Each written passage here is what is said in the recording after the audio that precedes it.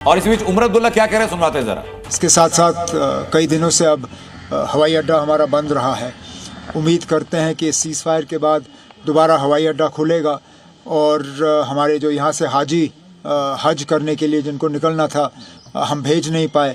इंशाल्लाह जैसे ही हवाई अड्डा खुल जाता है तो हम दोबारा हमारे अपने हाजियों को यहाँ से रवाना करना शुरू कर देंगे। भी आज आपने ऐलान कर दिया। वो हमने जो कीमती जाने गई हैं वहाँ पे हमने थोड़ा सा कॉम्पनसेशन का ऐलान किया है, लेकिन उसके साथ साथ अब जहाँ लोग ज़ख्मी हुए हैं उन्हें अभी हमें मुआवजा देना होगा, कॉम्पनसेशन देना होगा। और जैसे मैंने अभी कहा जहाँ जहाँ प्रॉपर्टी का नुकसान हुआ है वहाँ पे भी। Okay, thank you.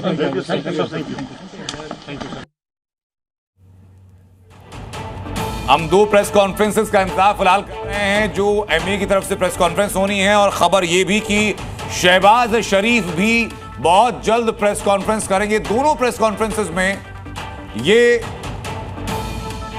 काफी हद तक क्लियर हो जाएगा कि दोनों देशों के बीच में जो सीज़फायर हुआ है उसमें शर्तें क्या रही हैं, क्या डीलिंग हुई है, भारत ने क्या हासिल किया है।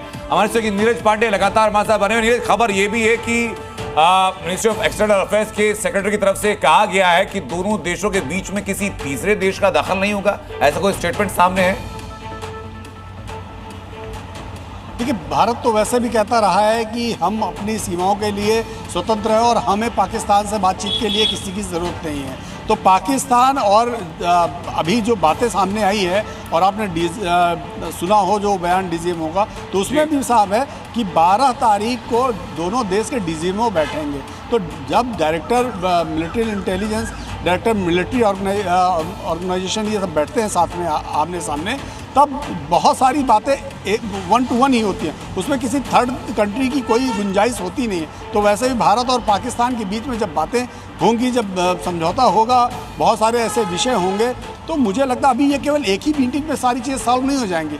12 मई को जो मीटिंग होगी, मुझे लगता है उसके बाद भी 1-2 मीटिंग और आगे बढ़ेंगी और बहुत सारे विषयों पर दोनों देश एक मत पे आएंगे, एक मंच पर आएंगे और एक दूसरे के प्रति सहमति जतानी पड़ेगी। क्योंकि यदि शांति बनाए रखनी है सीमा पर, यदि खून नहीं बहाना है एक दूसरे का, तो उसके लिए ज़रूरी है कि आप एक दूसरे की बात माने, एक दूसरे की सीमाओं का सम्मान करें, एक दूसरे के लोकतांत्रिक व्यवस्था का सम्मान करें। तो ये बहुत ज़रूरी है। तो बहुत सारी चीज़ें 12 को क्लियर होगी। लेकिन एक बात तय है कि भारत और पाकिस्तान की बीच में बातचीत में मुझे नहीं लगता कि किसी तीसरे की कोई गुंजाइश है। जी त्रिपाठी सर, लेकिन भारत के विदेश सचिव तरफ से कहा जा रहा है कि दोनों देशों की जब बातचीत होगी तो किसी तीसरे देश का दखल नहीं होगा। लेकिन ऑन द कॉन्ट्रैरी नजर हमें यह आ रहा है कि तीसरे देश का दखल तो सबसे पहले सामने आया सोशल मीडिया साइट एक्स पर ट्वीट के जरिए।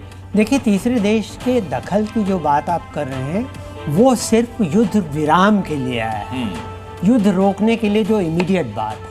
उसके बाद भारत और पाकिस्तान के बीच में अगले चरणों की बात होगी, वहाँ किसी तीसरे का दखल नहीं होगा। ये एक तरह से जैसे हम कहते हैं ना, जैसे हम भी रूस और यूक्रेन के बारे में कहते थे कि हम एक एटमॉस्फेयर कायम करेंगे जी, एक कंड्यूसिव एटमॉस्फेयर कायम कर सकते हैं, हम मीडिएट नहीं कर सकते वार्ता में जी। तो वही चीज़ यहाँ हो रही। लेकिन यहाँ पे एक चीज और देखने की है कि जो 12 मई की वार्ता होगी वो कहाँ होगी। तो 12 में तो कल ही बीच है उसमें से। हाँ, भारत में, पाकिस्तान में या किसी न्यूट्रल वेन्यू।